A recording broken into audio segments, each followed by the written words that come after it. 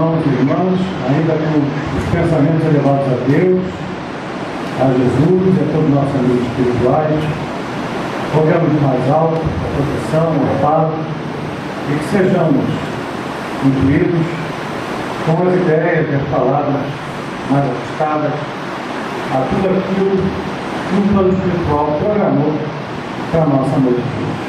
Graças a Deus. Irmãos, boa noite. Antes de entrar provavelmente no tema, eu gostaria de fazer aqui um elogio público. Eu tive o prazer de conhecer hoje a autora desse livro, que ela gentilmente me presenteou. É uma confreira de vocês aqui da casa. Vocês devem estar muito orgulhosos de ter uma companheira como essa. E ela perguntou se eu tinha um livro. Eu respondi a ela que tem um livro, na verdade eu tenho dois. Tem um que eu escrevi todo, fazendo uma série de observações, comentários em cima do que ela estudou e apresentou no trabalho dela. E o outro que eu comprei outro para ficar limpinho, para ficar direitinho lá na minha estante. Só que ela me presenteou o livro e eu quero pedir a ela, que eu não estou vendo, acho que ela está sentando lá atrás. Depois eu gostaria que a irmã fizesse uma dedicatória para mim. Se eu posso pedir esse favor, faz uma dedicatória para mim, por favor, porque aí o que eu vou fazer é que lá na sessão de desenvolvimento a qual eu atendo, eu vou dar o meu outro livro limpinho, eu vou ficar com esse presente para mim, esse guardado. Meus irmãos, olha, não ganho nada, eu acabei de conhecê-lo aqui e eu realmente aprecio a obra e tudo que eu disse é a expressão da verdade. Eu vou te falar hoje,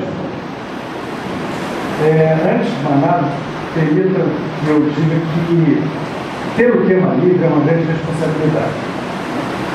Eu, de modo geral, até por conforto moral, prefiro que me deem o tema, porque eu entendo que se a casa escolher o tema, é porque já existe um plano de trabalho e, afinal de contas, a gente pode estudar para apresentar o tema que for proposto. Quando se dá essa liberdade, toda a liberdade implica uma responsabilidade muito grande. Então, escolher um tema é algo muito difícil. Por quê? O que os irmãos precisam realmente conversar hoje? Qual é o plano da espiritualidade para o dia de hoje? Pode ser um tema mais evangélico, um tema mais filosófico. E eu planejei, ou por outro lado, eu passei todo o tempo de férias e durante as férias, entre outros livros, eu li esse livro, que eu também gostei muitíssimo, também indico, e que também não estou ganhando nada para indicar livro nenhum, fique bem claro isso. Esse livro é O Homem de Nazaré, é de um irmão espírita, Marco Antônio Vieira, e o subtítulo do livro é Contribuições para a Construção de Jesus Histórico sob a Óptica Cristã Espírita. É da editora do Leon Denis, do Centro Espírita Leon Denis, e já pela chancela da Casa Espírita, que é, da editora que é, nós sabemos que a obra vem bem embasada, bem recomendada. Ela é uma obra interessante porque o autor é um acadêmico e é um espírito. Então ele nos apresenta toda aquela pesquisa histórica em torno de Jesus, tendo a visão do espírita, do espirituoso espírita. Isso vem bem a calhar, porque poucas vezes se viu tanto interesse nos assuntos relacionados com a história do cristianismo primitivo, com a própria figura histórica de Jesus. Para os irmãos que não se interessaram antes em ler alguma coisa a respeito, o que é o Jesus histórico? A gente tem ouvido muito isso, essa expressão, o Jesus histórico, Jesus histórico. Acontece que os historiadores, os leigos, ou pelo menos aqueles que não declaram nenhum tipo de alinhamento com algum tipo de profissão religiosa, eles dizem que não se pode analisar a figura de Jesus tendo por base a crença religiosa ou a fé religiosa. É preciso que se faça uma análise de Jesus apenas como personagem da história, apenas como uma figura importante dentro da história da humanidade. E para fazer essa construção de Jesus histórico, eles dizem, nós precisamos de registros históricos, nós precisamos de fatos que tenham sido documentados e provas que tenham permanecido ao longo dos séculos e que chegaram até nós para construir essa figura do Jesus histórico. Então, o Jesus histórico, quando eles nos falam com essa expressão, quando eles usam essa expressão, eles querem dizer isso. Vou te apresentar uma imagem, uma figura que foi construída a partir da pesquisa histórica. E quando eles dizem a partir da pesquisa histórica, significa, por exemplo, que eles desprezaram, nessa análise, o cânone, os evangelhos, o Novo Testamento. Porque eles dizem, olha, estes, como são textos que têm um interesse religioso neles, eles não podem ser utilizados para se fazer uma análise isenta, histórica, uma construção dessa figura histórica, ou uma reconstrução dessa figura histórica. Isso é o discurso do historiador, do pesquisador, do cientista. Naturalmente, muita coisa está surgindo.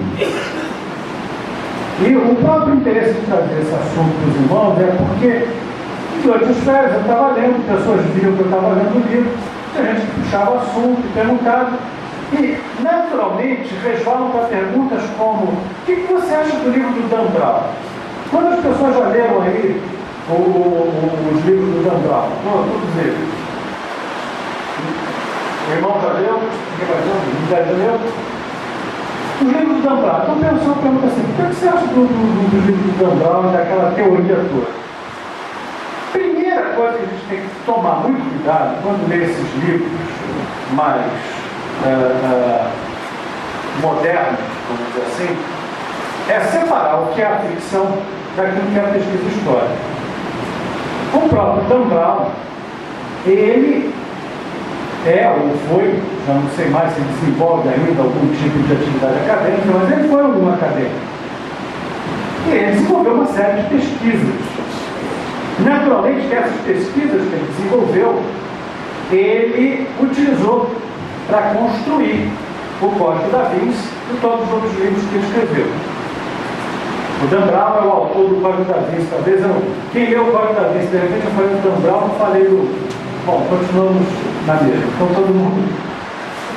Bem, o Código da Vinci virou filme, virou tudo. E o que é o Código da Vinci? Muita gente diz assim: bom, isso aí é fruto da pesquisa desse camarada. Esse camarada está apresentando aquilo que ele pesquisou como historiador. E isso daí é a verdade. A verdade que a igreja ocultou durante muitos anos, etc, etc.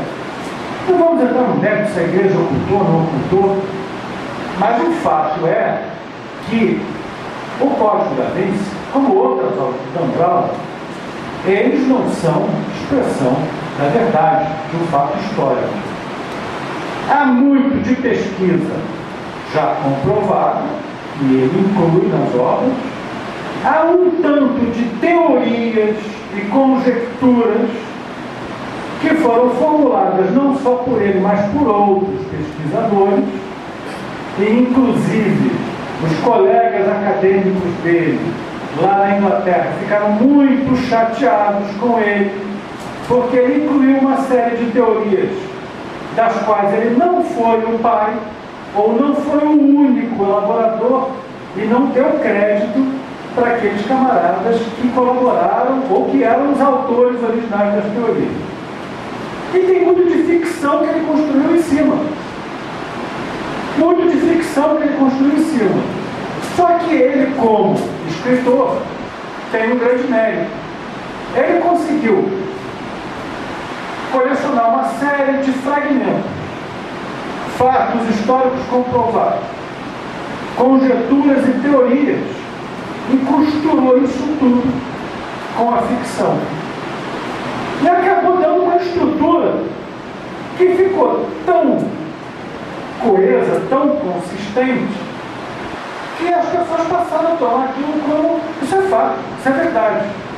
E qual é o primeiro fato, entre aspas, que brota e que as pessoas às vezes chamam assim: mas você leu o Dan Brown? Jesus casou com Madalena. Peraí, calma, devagar com andor. Isso é uma teoria, é de fato uma teoria. Existe uma teoria que é incorporada por uma série de pesquisadores de que Jesus teria casado com Madalena. Existe uma grande teoria segundo a qual as bodas de Canaã não teriam sido outra coisa senão as bodas de Jesus com Madalena. E ali Jesus teria se casado com Madalena. Gente, não vai ficar nem no mérito se Jesus casou, não casou. O fato é que isto é uma teoria, uma suposição. Aí vem a pergunta de desdobramento: mas para vocês espíritas, faz diferença se Jesus casou ou não? Dentro do Espiritismo não fará a menor diferença se Jesus estiver casado ou não com Madalena. Faz diferença, sim, se de alguma maneira Jesus se esforçou por ocultar essa união.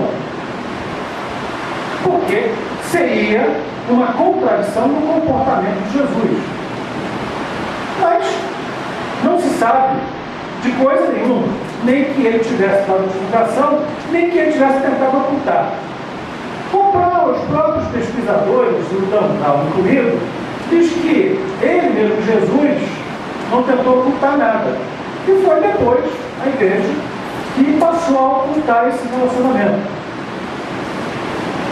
Outra pergunta: e você, o que você acha? Aí serei opinativo com os irmãos. Eu acho que Jesus não tinha a menor necessidade de casar com ninguém. Por quê? Jesus, ele não tinha as nossas necessidades. E Jesus não tinha o tipo de compromisso que nós temos. Porque casar, gerar filhos, é um compromisso. Pode não ser um compromisso como os judeus na época de Jesus pensavam. Um compromisso daquele povo com Deus. Os judeus entendiam que casar e gerar filhos era uma obrigação que o homem tinha com Deus, porque Deus tinha que crescer e multiplicar. Então era a obrigação do fiel, era a obrigação do judeu casar e ter filhos. Inclusive, o casal que não tivesse filhos significava que a união deles perante Deus não tinha sido abençoada. Significava que eles não tinham méritos suficientes perante Deus para serem abençoados com filhos.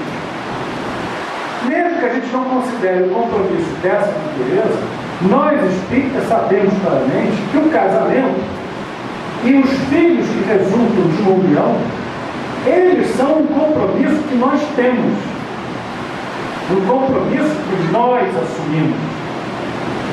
Aliás, é muito interessante. Eu ontem fui ver um filme com o George Clooney. Eu agora não me lembro o nome do filme, porque eu fui meio arrastado só porque tinha ar-condicionado no cinema. E fui mais porque minha filha e minha mulher queriam ver, mas acaba que o filme é muito interessante. Cara, eu não fico agora está com o George Clooney, etc. E o muito interessante é a filosofia do camarada. A filosofia do camarada era assim: devíamos seguir a vida nos liberando de todo tipo de compromisso. Porque o que atrapalhava a nossa marcha na vida eram os compromissos. Então ele inclusive chegava a ilustrar dizendo assim: ele mostrava uma mochila e dizia assim: pense nessa mochila. Agora, coloque dentro dessa mochila todos os seus relacionamentos. Lembrou do filme? Sabe qual é o filme? Qual é o filme? Amor Sem Escalas, exatamente. Interessante, é interessante. Amor Sem Escalas. Então, ele dizia: pega essa mochila daqui Ele coloca aqui dentro todos os teus relacionamentos. Pai, mãe, mulher, filhos, tias, primos. Agora põe isso nas costas. E tenta caminhar com isso. Sente como as tiras da mochila, elas começam a cortar o teu ombro. Sente como é que a tua marcha é cada vez mais pesada. E ele culminava dizendo: amigo, tira essa mochila das costas.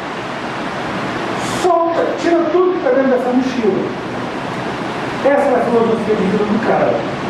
Obviamente, ele não tinha uma perspectiva espírita. Ele não tinha uma perspectiva do eterno, do infinito. Ele tinha uma perspectiva do efêmero, desta vida, desta passagem. Sinceramente, divido com os irmãos. E por aí vocês vão ter a noção da minha imperfeição também. Se eu tivesse absoluta certeza de que morreu, acabou tudo, se eu tivesse absoluta certeza de que morreu, acabou tudo, eu queria o meu agora. O que me impediria de estar armado e disposto a pegar o que eu quero agora? É chocante, não é? O sujeito, o espírito, vem falar alguma coisa para vocês, mas o fato é, se a vida terminasse 80 anos, 100 anos, eu ia querer o meu agora. Para que eu ia querer um compromisso? Para que compromisso com alguma coisa? O que me levou a casar com a minha mulher? O que me levou a ter filhos? Poderia até ter filhos, como uma expressão da animalidade, uma consequência do gesto impensado. Mas por que pensar em algo maior? Jesus, ele estava numa sociedade que não tinha perspectiva do eterno, como nós, por exemplo, espíritas já temos. Naturalmente que eles pensavam em Deus, pensavam nas recompensas que adviriam dos seus bons atos, mas eles pensavam também muito numa união material com Deus, a arca da aliança, a aliança que eles tinham estabelecido com Deus através de Moisés, que garantia àquele povo a continuidade, garantia a sobrevivência, garantia até, eventualmente, a supremacia dele sobre outros povos. Era algo de muito tangível. Só que Jesus, ele não tinha mais essa perspectiva. Ele é o nosso governador espiritual. Ele já era, muito antes, está no Novo Testamento, quando ele responde: em verdade vos digo, muito antes de Abraão eu sou. Quão antes? Se a geologia diz que a Terra tem 4,5 bilhões de anos, Jesus já era espírito perfeito, no mínimo há 4,5 bilhões de anos, quando Deus deu a ele a governança desse órgão. Então ele já era espírito puro, espírito perfeito, há 4,5 bilhões de anos, no mínimo. Eu nem sei quanto tempo antes, não posso nem conjecturar a respeito. Então a perspectiva dele, e é isso que na análise histórica fria não aparece.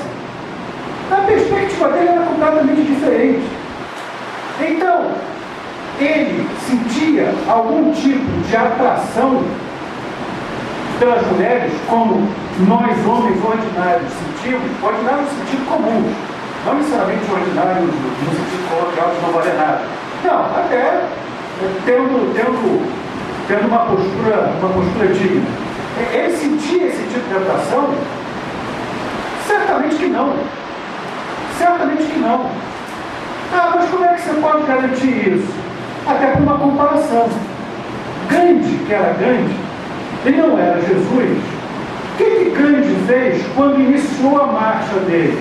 Ele, junto com a mulher dele, depois de já terem tido 9 filhos, se não me engano, ele se propôs a quê? A não ter mais relações com a mulher. Porque ele entendeu que aquilo atrapalhava a evolução espiritual dele e da mulher. Na autobiografia dele, ele próprio assume que por 3 vezes ele falhou com a proposição dele. 3 vezes. Estamos falando de grande. Um homem encarnado. Um grande espírito.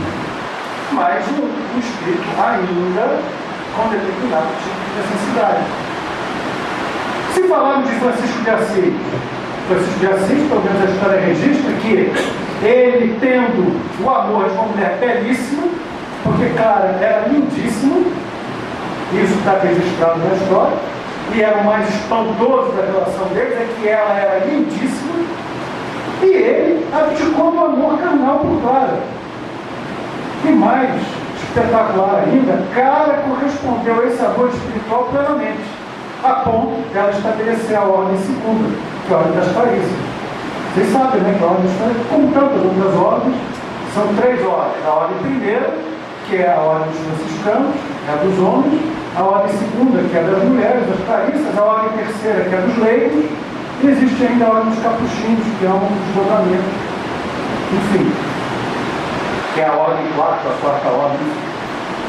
Mas se Francisco de Assis, que não era Jesus, declaradamente discípulo de Jesus, se ele tinha esta capacidade de abrir mão de um amor carnal para uma mulher lindíssima e cheia de qualidades e atributos como Clara, olha, além de bonita, ela era rica. Meus irmãos, aqui entre nós, quantos de nós abriríamos mão de uma mulher cheia de atributos, qualidades morais, linda e rica? Bom, meus irmãos, eu não sou Francisco, eu garanto a vocês. Não sou. Acho que tem pouquíssimos de nós. Agora, ele conseguiu, ele realizou isso.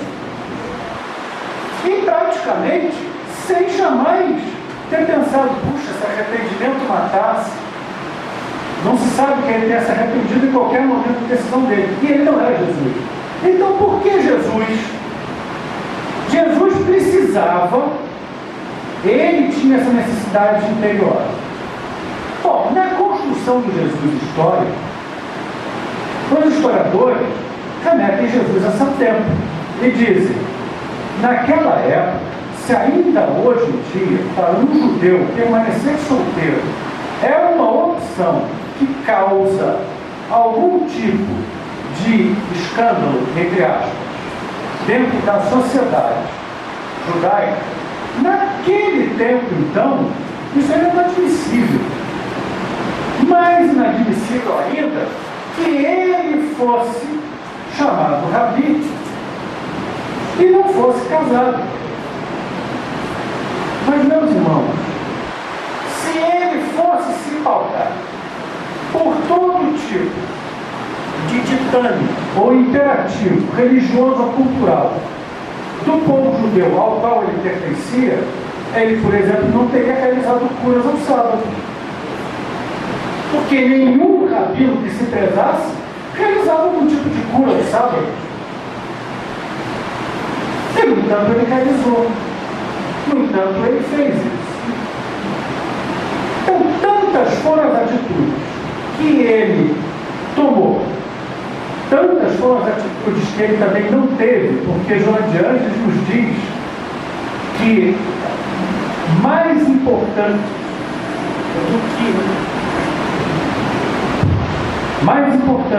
do que as palavras ditas por Jesus e dos atos realizados por Jesus foram as palavras que Jesus não proferiu e dos atos que ele deixou de realizar. Isso Joana de Ângeles nos diz, não é qualquer um. Então, ele ter naturalmente aberto mão de uma vida familiar, de ter constituído um lar com Madalena, com qualquer outra mulher, qual espanto isso causa? Qual o grande motivo de escândalo? Mas a construção do Jesus histórico, ela tem também vantagens, porque alguém diz assim, bom, então a gente tem que virar as costas para tudo aquilo que os historiadores, eles estão pesquisando e revelando ao longo dos séculos a respeito de Jesus. Bom, primeiro que não se pesquisa a figura de Jesus histórico assim há tanto tempo. Até o final do século XVIII, início do século XIX, até o iluminismo, o pensamento religioso, dogmático, ele impregnava a humanidade. E não se questionava analisar Jesus à luz de uma visão histórica, antropológica, sociológica. Não se tinha essa visão. Aliás, a sociologia ainda não existia também. A sociologia é uma ciência relativamente nova, uma ciência do século XIX. Mas não se tinha essa perspectiva. A partir da ascensão do materialismo, e até como uma forma de combater a religião, passou-se a ter um interesse pela figura da personagem histórica. E até para combater a religião e mostrar que, olha, a religião não existe. Ou essa figura não existe como tal. Foi um homem qualquer. Naturalmente que, principalmente no caso de Jesus, a verdade, ela não faz mal nenhum.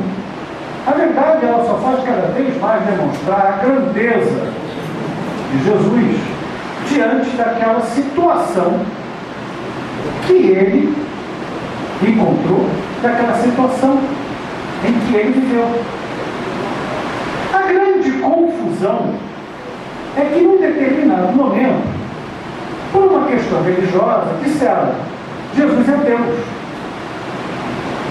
Porque Jesus não disse que era Deus. Alguém diz assim: mas está no Novo Testamento, ele diz: eu sou um com o Pai. Eu posso dizer também: eu sou um com meu Pai. E alguém vai confundir a mim com meu Pai? Eu quero dizer que sou um nas disposições, nas concepções, sou um nas decisões, sou um em realizar as obras que meu Pai já tenha começado. Agora, ninguém vai confundir a minha personalidade, a mim mesmo, com meu Pai. Ele disse: eu sou um com o Pai. Mas várias vezes ele disse: o Pai, o nosso Pai. Então, no mínimo, se ele fosse Deus, no mínimo ele estava representando uma figura esquizofrênica, com perdão da expressão. Por quê? Ora, ele fala do Pai como se não fosse ele mesmo. Como é que ele era o próprio Deus? Isso é alguma coisa que vem depois. Inclusive, pergunta que a gente se faz: como é que Jesus, que era judeu, cujos seguidores eram judeus, que a maioria dos cristãos primitivos era judia, como é que de repente foram judeus para um lado e cristãos para o outro? Vocês já se perguntaram isso? Como é que isso aconteceu? Enquanto não se falou que Jesus era Deus, os judeus estavam tudo bem. Existiam judeus cristãos, judeus não cristãos. No momento em que se falou historicamente que Jesus era Deus, aí a coisa complicou. Porque uma fatia dos judeus, aqueles que não estavam tão próximos do cristianismo, eles disseram não, porque Deus é um só. Deus é Deus e não se confunde. E aí houve uma cisão completa entre o ramo dos judeus cristãos com o ramo dos judeus que permaneceram, então, aí não cristãos, desenvolveram até uma aversão a essa ideia de Jesus Deus. Isso é historicamente importante para a gente entender como é que foram havendo as divisões. Por atavismo, por desdobramento também, muita gente pensa assim: Maria, mãe de Deus. Maria, mãe de Deus. Quando? Em que momento? Muito depois. A ideia de Maria, mãe de Deus, é coisa já do século V da nossa era. Tanto que houve uma discussão enorme dentro do seio da igreja que deu até morte. Um bispo chamado João Crisóstomo, ele morreu, dizem os historiadores, que ele morreu assassinado. Por quê? Porque ele não encampava a ideia de Maria Theotokos. Theotokos em grego significa mãe de Deus. Para ele, Maria era Christotokos, mãe de Cristo, mas não mãe de Deus. Isso é uma coisa muito posterior. E é uma coisa tão complicada que inclusive remete a uma discussão que havia entre os cristãos, entre os antigos, se mulher tinha alma. Porque nem sempre mulher teve alma, sabia? Foi um momento que nós, cristãos, nós discutimos se mulher tinha alma. Porque para uma boa fração dos cristãos, mulher não tinha alma. Daí, inclusive, o problema para uma religião que considerava que mulher não tinha alma, o fato de Jesus ter se casado. Deus ter se casado, porque aí Jesus já era Deus, então tinha se casado com uma mulher com alguém que não tinha alma. Bom, isto é uma explicação que aqueles que dizem que Jesus se casou com Madalena dão para o fato de terem ocultado esse fato. E depois de terem ocultado toda uma dinastia para evitar perseguições, etc, o poder, usando o poder. Mas, meus irmãos, voltemos, pensando, Jesus não tinha as necessidades que nós tínhamos. Ele não precisava, ele não tinha como missão, ou não tinha este comprometimento, como nós temos. Nós temos esses compromissos, nós assumimos esses compromissos, porque nós mutuamente nos ajudamos e estamos em evolução. Estamos também nos acertando com outros espíritos com quem nós tivemos desavenças anteriores e que passam agora a ser incorporados ao nosso clã familiar, para que nós nos ajustemos. Isso acontece o tempo todo. E acontece com todos nós. Jesus não tinha isso. Qual era o tipo de vínculo, dívida, passado que Jesus tinha? Nenhum. Mas o tempo de Jesus, a pesquisa histórica, ela ajuda a gente entender, sim, por exemplo, por que Jesus falava por parábola. Porque era dificílimo aquele povo entender. Era dificílimo aquele povo entender o tanto de verdade que Jesus tinha para dizer. E quando Joana diz que a grandeza de Jesus está muito mais em tudo aquilo que ele não disse do que ele disse, porque ele sabia exatamente até onde a nossa inteligência, a nossa capacidade podia compreender as coisas. E apresentava, embora não deixasse de explicar tudo para o círculo dos mais próximos, daqueles que perguntavam as coisas. Porque muitos ouviam o que ele dizia e não entendiam patavinas. E estavam ali só procurando uma benesse imediata. E, minha gente, se a gente for falar de novo de compromisso e for pensar nas causas que motivam a humanidade, ainda hoje, meus irmãos, o que nos motiva sinceramente a estar aqui? Não precisam responder. Olha, só o burburinho dos pensamentos já está fazendo um barulho enorme. Porque cada um tem um motivo. Uns vieram porque perderam familiares. Uns vieram porque perderam familiares. Outros vieram.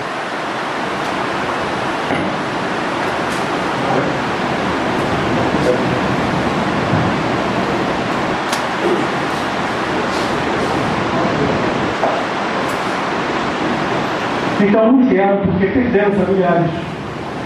Outros vieram porque estavam doentes. Outros vieram porque estavam desempregados. Cada um veio tangido por um tipo de necessidade diferente. E nenhum de nós foi diferente de ninguém na humanidade. Tanto que a própria teologia, ela divide a religião em religião objetiva e religião subjetiva. A religião subjetiva, grosso modo, são todos os ritos, orações, etc. Mas a religião objetiva, ela diz o quê? Ela diz que o homem constrói uma tentativa de se religar a Deus, constrói uma religião por quê? Primeiro, ele percebe que ele é muito frágil.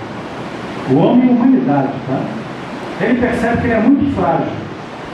E aí, num determinado determinado momento, ele percebe que existe uma ordem na natureza e que essa ordem é tal que é necessário que haja uma inteligência organizando tudo isso. Aí ele diz: eu sou frágil, esta inteligência é poderosa, eu quero me situar sob a proteção dessa inteligência. Este é o primeiro impulso humano. O segundo impulso humano é: já que eu quero ser amigo dessa inteligência, eu tenho que entender o que essa inteligência espera de mim, para eu agir exatamente como ela deseja, para eu continuar me beneficiando.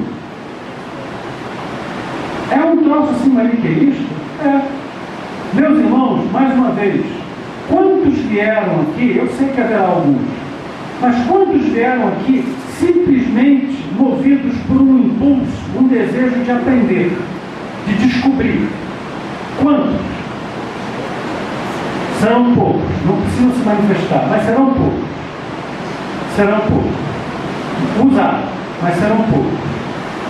Então, quero saber o que Deus espera de mim para eu agir de acordo com o que Ele quer.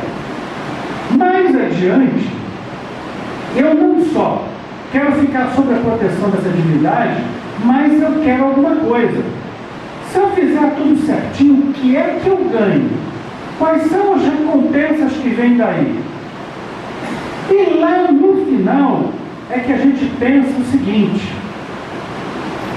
Deus existe, controla todas as coisas, Ele me dá umas recompensas, e cara, quando eu morrer, vai continuar existindo alguma coisa? E o que eu levo se eu tiver cumprido tudo direitinho como Deus quer depois que eu morrer? Olha, isso é o final das preocupações objetivas, não é nem o começo, é o final. É o final. A questão é, a humanidade sempre teve essas preocupações. Alguém acredita que Jesus tinha essas preocupações? Jesus já tinha ultrapassado isso. Eu sou um com o Pai, ele disse.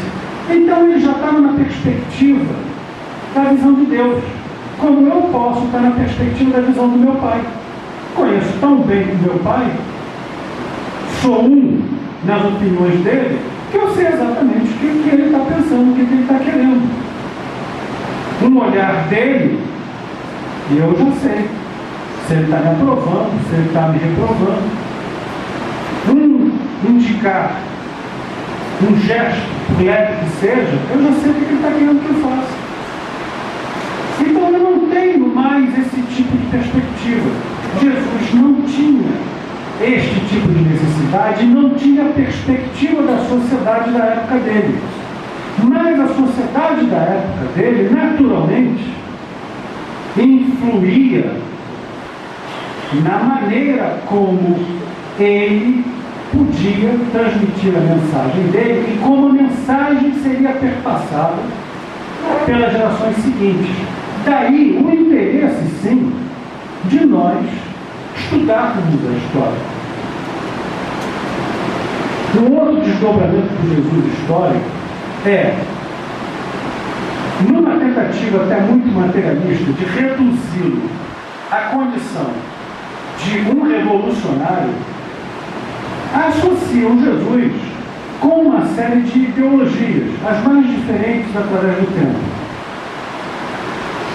Meus irmãos, Jesus não era um revolucionário. Não no sentido rastaquera em que se usa esse termo, em que se aplica esse termo. Jesus, ele era muito mais do que um reformador político. Ele não pregava uma reforma política. Dai a César o que é de César e a Deus o que é de Deus. Mais uma vez, parafraseando Joana, ele teria toda a estrutura moral para dizer assim: isso não vale nada. Isso não vale nada. Mas ele não disse. Ele respondeu o que eu falei dizer? Dai a César o que é de César e a Deus o que é de Deus. Cada coisa a seu tempo, cada coisa no seu lugar. Mas ele era um reformador, sim, de homens. Ele é um reformador da humanidade. Um reformador sem pressa. Revolucionários têm pressa. Revolucionários têm tanta pressa que vira e mexe, o que é que eles fazem? Fazem aquilo que eu disse que faria se não tivesse perspectiva da eternidade. Então vamos lá, mano. Vou mudar agora, vou esperar para quê? Quem sabe faz a hora, não espera acontecer. Não é bem assim. Não é bem assim. Jesus sabia tudo. E ele está esperando acontecer, porque está esperando por nós. A nossa reforma íntima. Essa é a verdadeira revolução. E essa perspectiva que o Espiritismo dá é que muda como nós olhamos o Jesus histórico. Vemos o tempo em que ele estava inserido, mas conseguimos claramente despojar de todos aqueles arrastamentos humanos comuns à humanidade com a qual ele conviveu naquele momento. Comuns a nós. E nós, que fomos trazidos ao Espiritismo por necessidade, se formos suficientemente inteligentes, depois de termos esse primeiro momento satisfeito, atendido, aquela necessidade material que nos arrastou, vamos aproveitar aquilo que é a grande sacada do Espiritismo. Quer dizer, olha, você vive muito mais do que você está pensando. Você já vem vivendo muito antes do que você pensa que existe. E tudo aquilo que você faz é que nem bolinha de tênis no paredão. Você bate e volta. Se você manda de efeito, volta de efeito. Se você manda forte, volta forte. Tudo o que você faz, volta para você. E essa é a grande sacada do Espiritismo. E essa foi a grande mensagem de Jesus. E aí você entende a personagem também de Jesus como que um grande pedagogo. Nosso irmão aqui na abertura, o que ele disse? Que a repetição, que nós tínhamos necessidade da repetição de umas tantas coisas, para nós podermos inculcar isso. Criança é assim. Eu era garoto na época de National Kid. Eu ouvi National Kid umas 300 milhões de vezes. Meus filhos assistiram aquela coisa daquele Pokémon, até eu não consegui mais aturar ver aquilo. E queria que eu visse junto. Pikachu e não sei o que lá. Porque a criança ela tem a necessidade da repetição. A repetição dá conforto para a criança. E quanto mais repete alguma coisa, mais ela apreende e inculca. Jesus, ele repetiu exaustivamente, de diferentes formas, em todas as situações que ele viveu ali naquela Palestina. Ele repetiu o quê? Ama a Deus sobre todas as coisas e ama teu próximo como a ti mesmo. Tudo o que ele fez foi repetir isto e exemplificar isto. Pedagogo por excelência, ele já sabia muito antes de Piaget ter estabelecido isso, que se ensina muito mais pelo exemplo do que pela palavra. Então o exemplo dele ficava como o excelso ensinamento. E a repetição, ele repetia. Então esse Jesus histórico era um grande pedagogo, um grande revolucionário no sentido da reforma íntima de cada um. Num tempo que falar essas coisas era uma absurdidade, era um absurdo completo. Os patrícios romanos dominavam o mundo e era inaceitável para um patrício romano receber uma ofensa e não ir à forra, não se vingar. Na verdade, para o patrício romano, aquele que tendo recebido uma ofensa não exigisse desagravo inclusive à base de sangue, esse patrício ele perdia a moral diante dos outros. Ele era considerado um fraco. E Jesus, num tempo como esse, ele vem dizer: perdoa. Há mais grandeza em perdoar do que se vingar. Olha a dificuldade, olha a fortaleza dessa personagem histórica, se quiserem. Quantos de nós nunca fizemos como Pedro e negamos as nossas convicções 3 vezes antes do galo cantar? Quantos de nós? Todos nós, de Jesus, em nenhum momento. A psicologia diz que nós somos multifacetados, que inclusive a cada etapa da vida nós mudamos a personalidade razoavelmente. Bom, eu sou novinho, mas já mudei algumas vezes. Não vou dizer quantos anos eu tenho, não. Mas já sou careca. Teve uma época que eu não tinha cabelo. Na época que eu tinha cabelo, eu tinha uma outra. Eu era uma outra figura, diferente do que sou agora. E Jesus, ele teve modificações. Jesus foi uma personalidade única. Foi único do começo ao fim. Ele não era uma figura. Eu tive um professor de filosofia que ele dizia assim: o que vocês estão vendo? Aí nós dizíamos: nós estamos vendo o ser humano, uma unidade de carbono, não sei o que lá, pensamento. Ele dizia assim: não, vocês estão vendo, ele era português. Ele falou assim: vocês estão vendo a fotografia que eu deixo que vocês vejam. Esta é a fotografia que estou apresentando a vocês. É isso que vocês veem, uma fotografia. Jesus, ele não apresentava fotografias, ele apresentava a si próprio, a única personalidade que ele manifestava e manifestou durante toda a passagem. Mais difícil isso é no tempo dele, num tempo em que a gente tem que entender as privações econômicas. Não existia classe média. A classe média era mínima. Existiam os muito ricos, existiam os pobres, existiam os escravos. As mulheres não tinham direito. Até os 12 anos, até a menarca, elas pertenciam aos pais. Teve a menarca, entre 12 e 14 anos, o pai tinha que se livrar da filha, senão virava peso morto. Filha levava dote, por quê? Porque o marido tinha que ser compensado por arrastar aquele peso morto pelo resto da vida. Minhas irmãs, desculpem a maneira como eu estou falando como era a maneira que a humanidade via. E não era exclusivo do judeu, não, era a humanidade.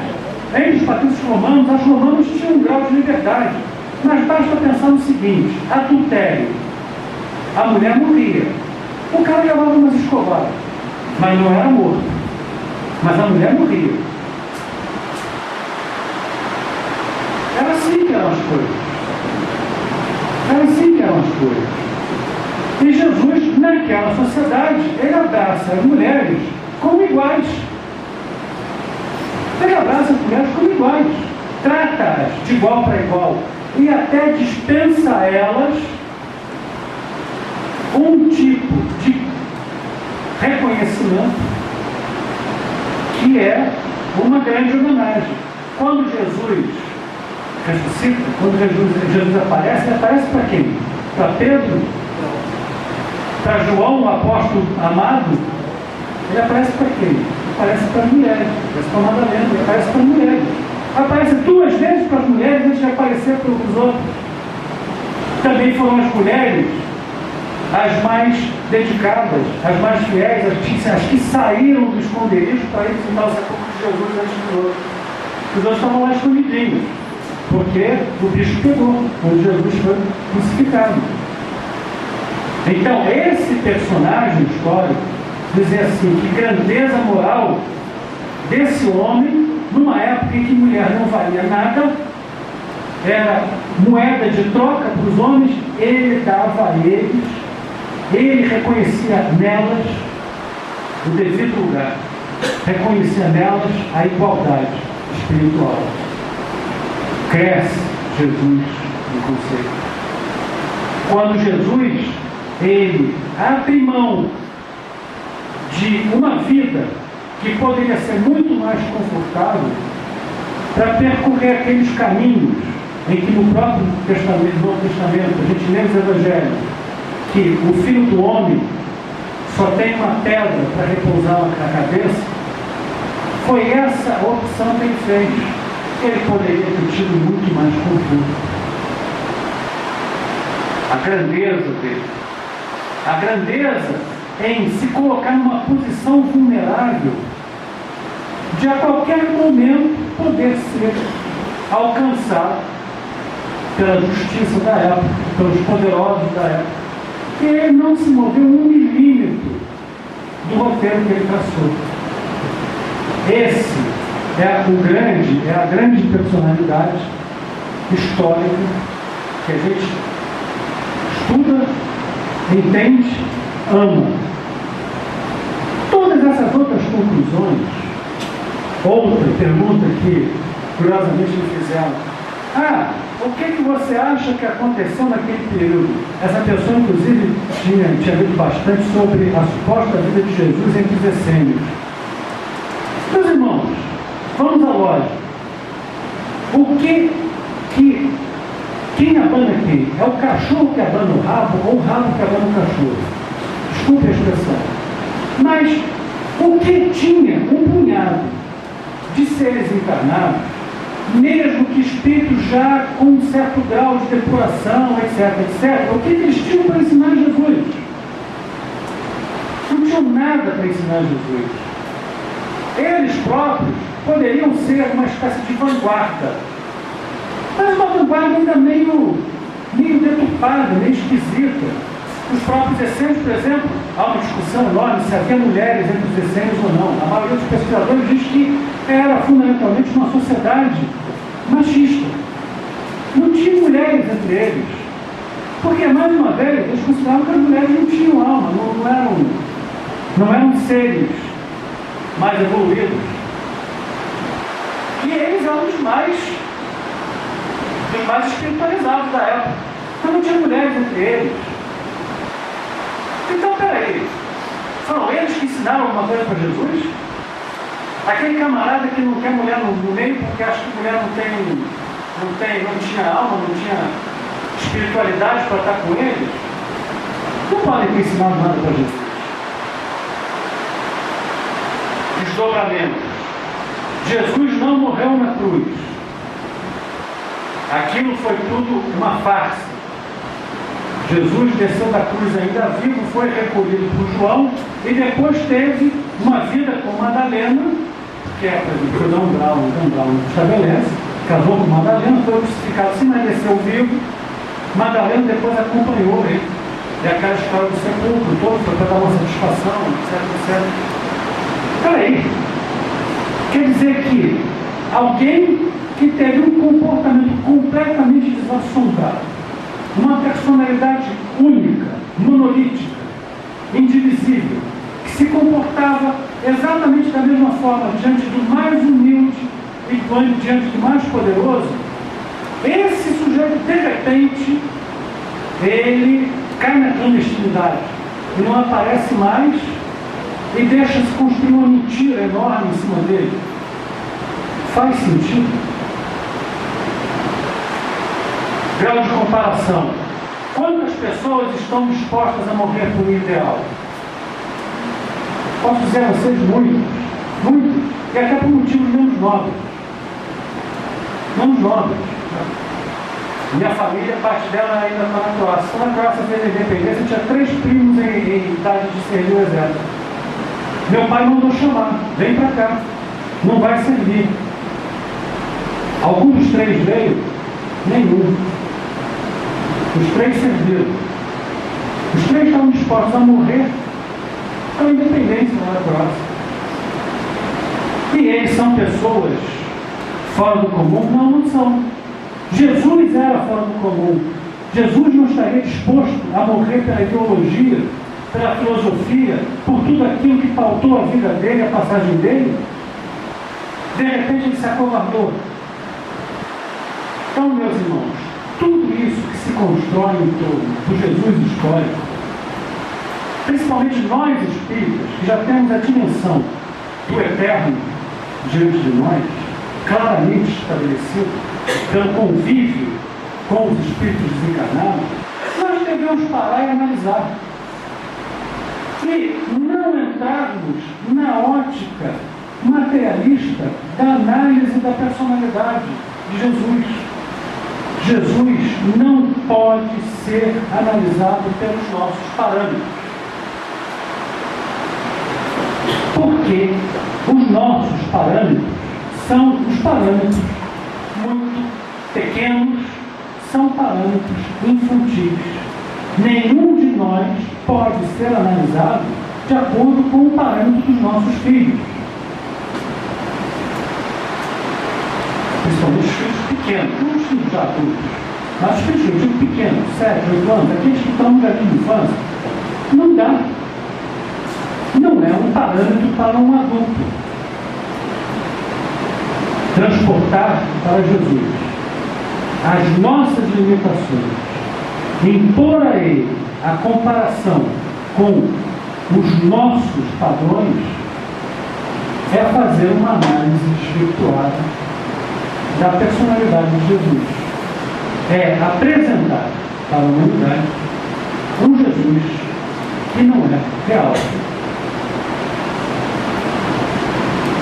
Concluindo, vale a pena? Alguém dirá assim, bom, tudo que você diz, então eu jogo fora todo esse tipo de pesquisa histórica. Não joga, meu irmão.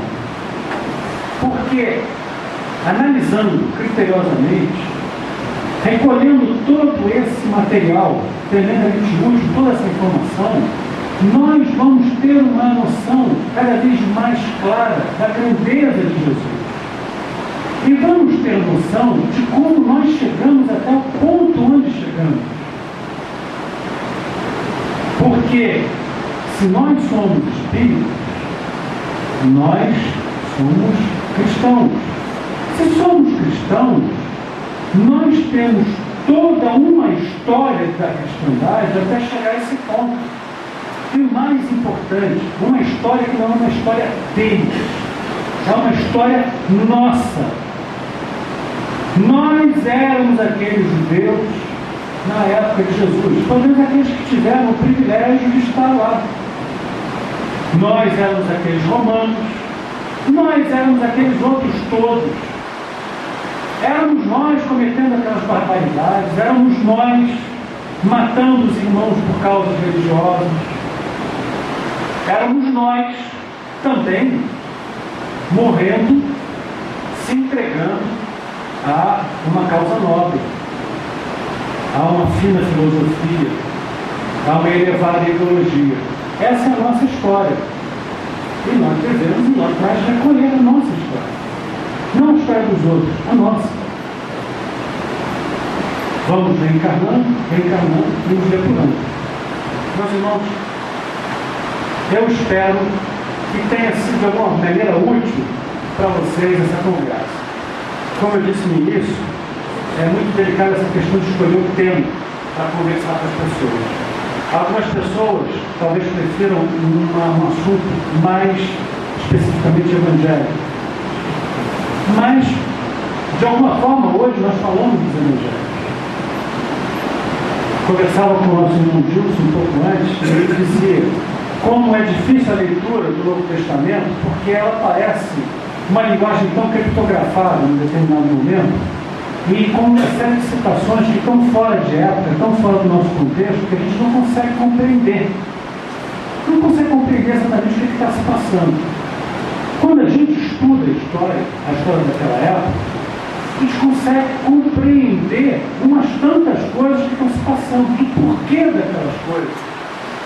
Ou agora entendi por que Jesus fazia isso. Agora entendi por que os romanos se comportavam daquela maneira.